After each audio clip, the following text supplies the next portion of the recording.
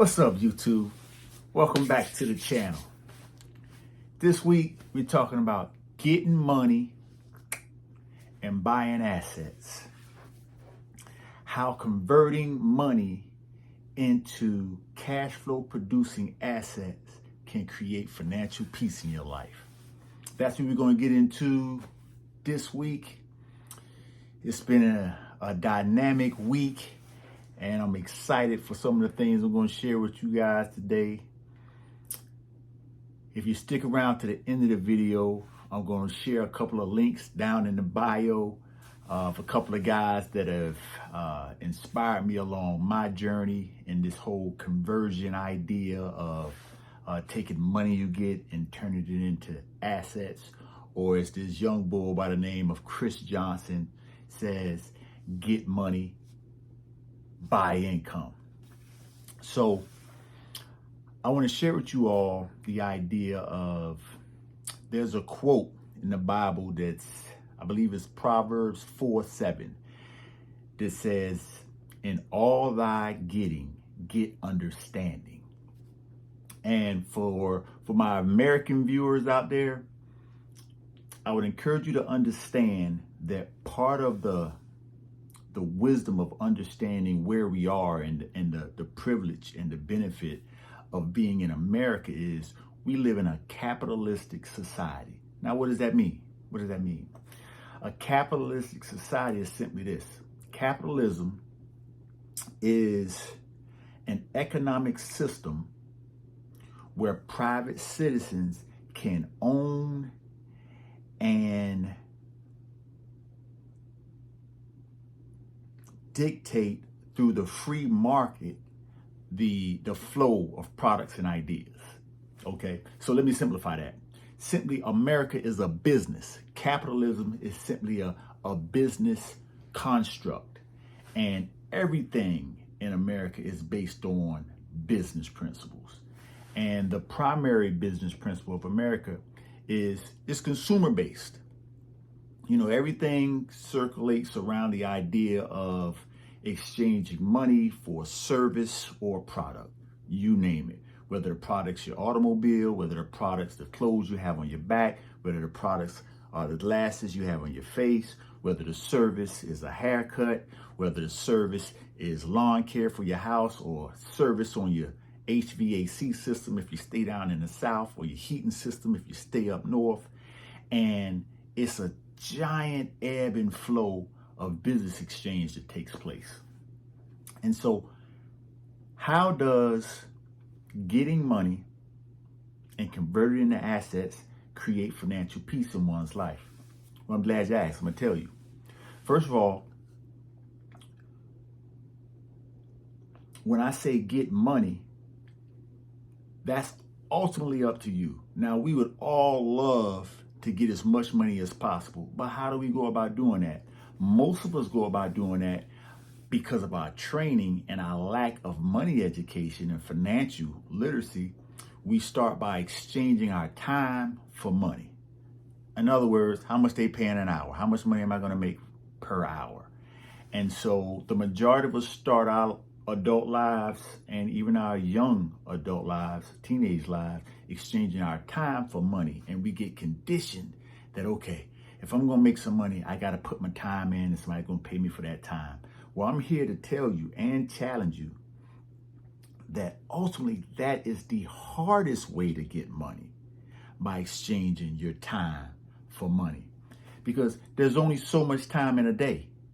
And I'm here to tell you, the person that makes $1 million a day is not working anywhere near as the person that's making $500 a day.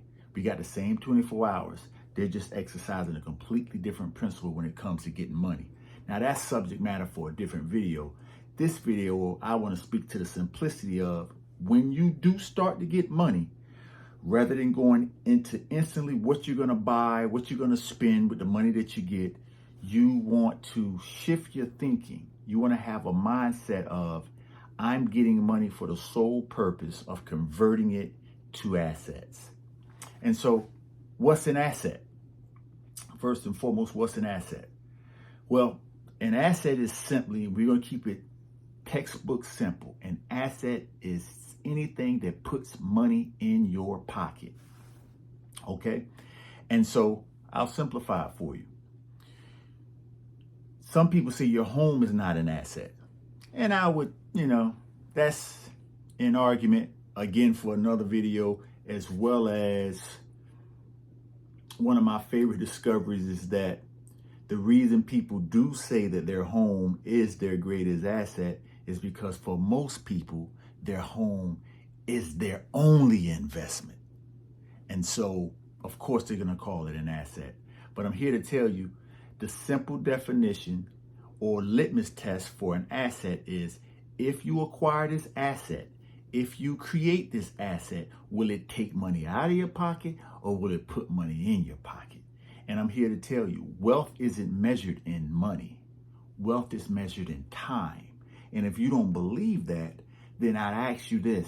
If you stop getting money today, how long can your current lifestyle last if you don't get another dollar to come in?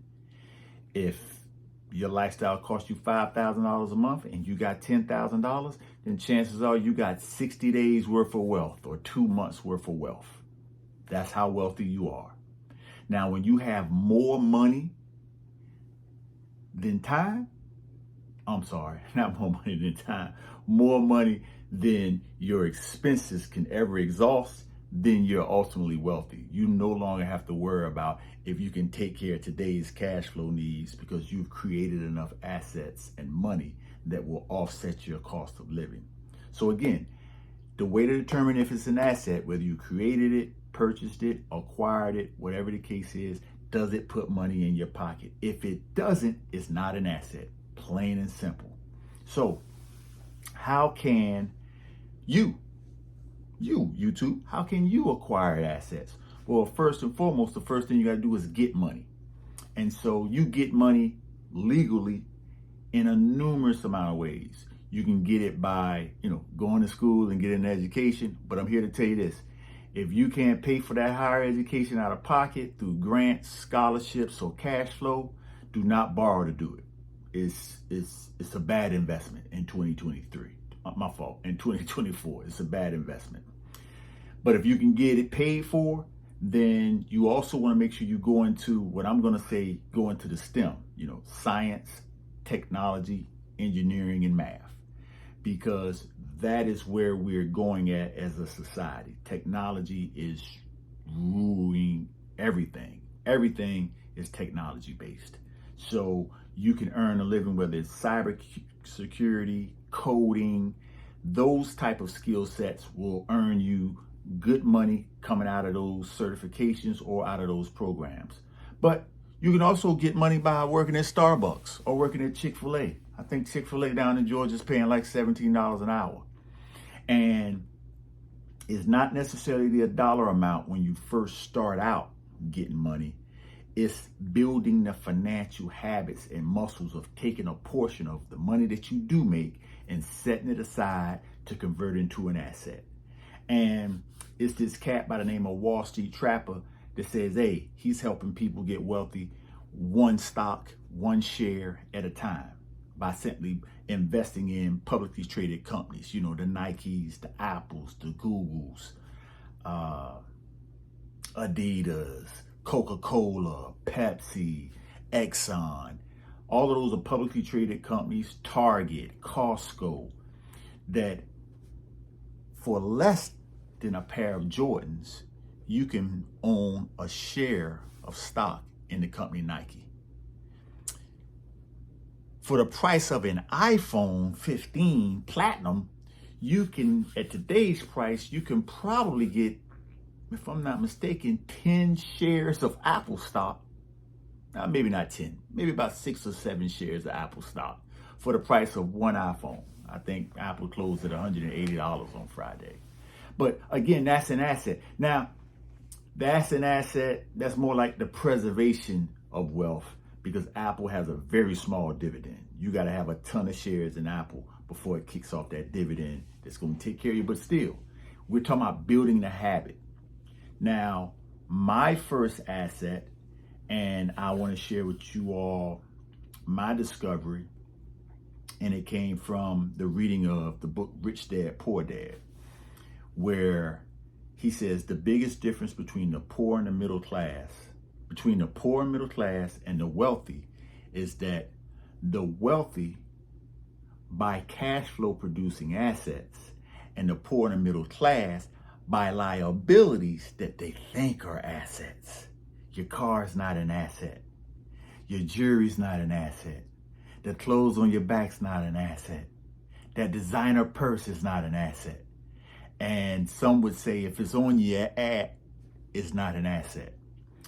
And so once I discovered that, I started doing a deep dive, and one of my best childhood friends, shout out to RG, we embarked upon this journey to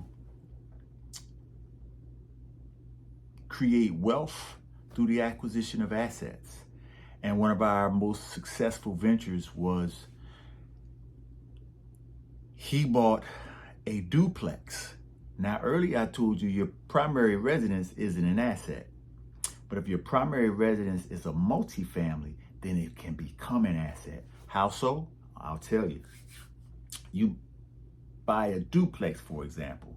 Let's say the duplex costs you $150,000. Down south, you can still find something in that price range. You're probably first-time home buyer. You can probably get away with putting 5% down on that $150,000. So literally closing costs and down payment, you can get into that property for $10,000.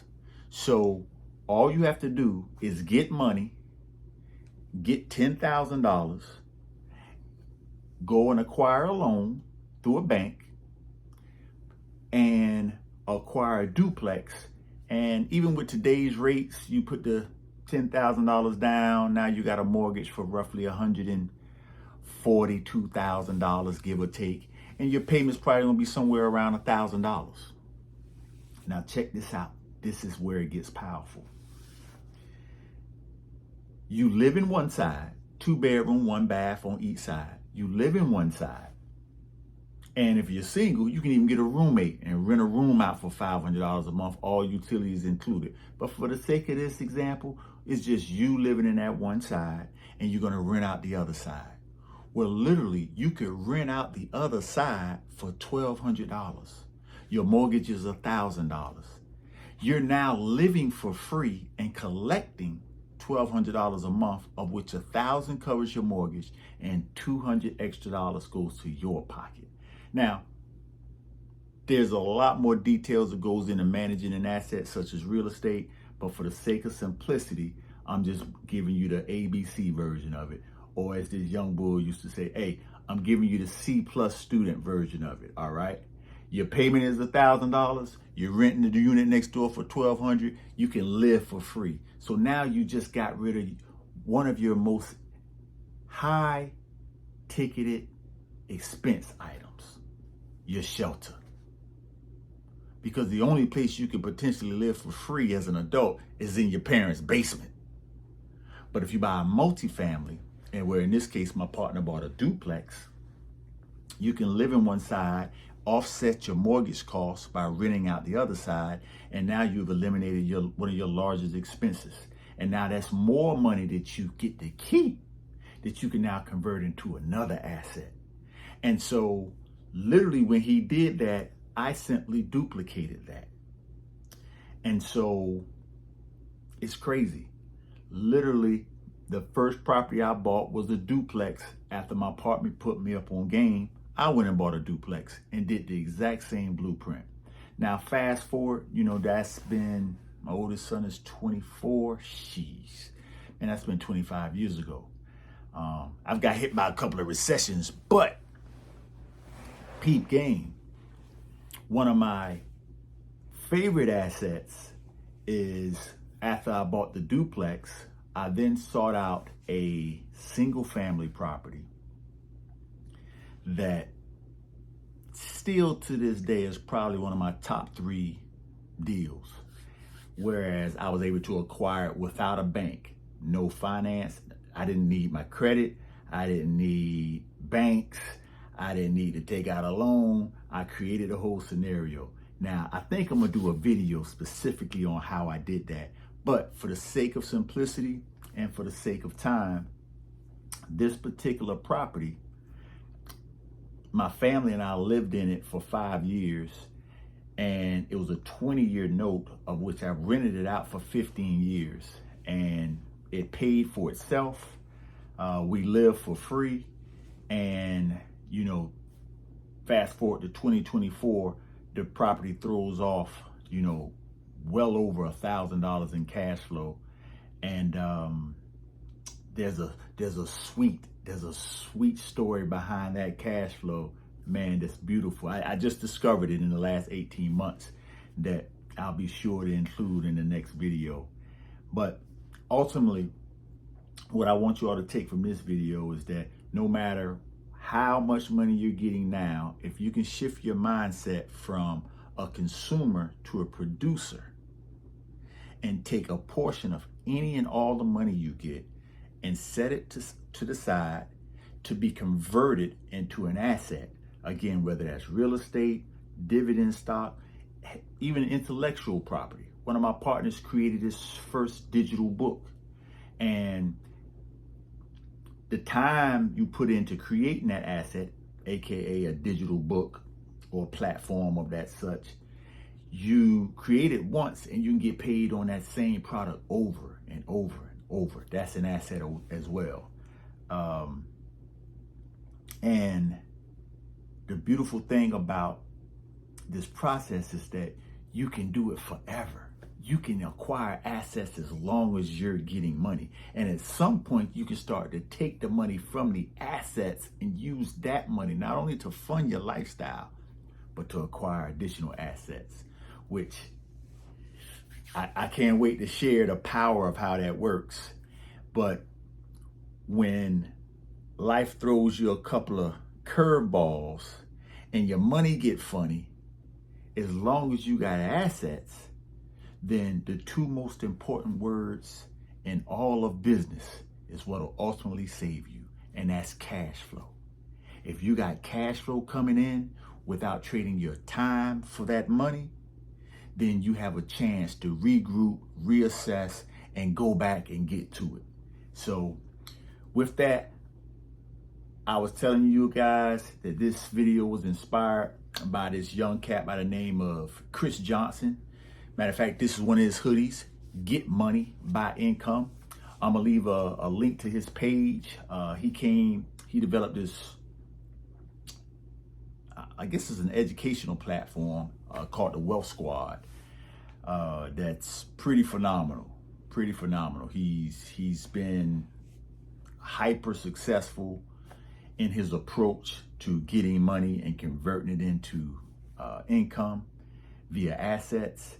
And I'm gonna leave the link down below so you guys can check Chris out. He got some phenomenal products, but ultimately he captured what I've been doing for years, and he's monetized and marketed in such a way that is phenomenal.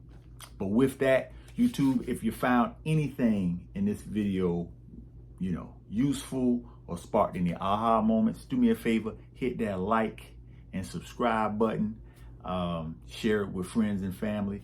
And I appreciate you tuning in this week, YouTube, and I look forward to talking to you again soon, next week. Peace.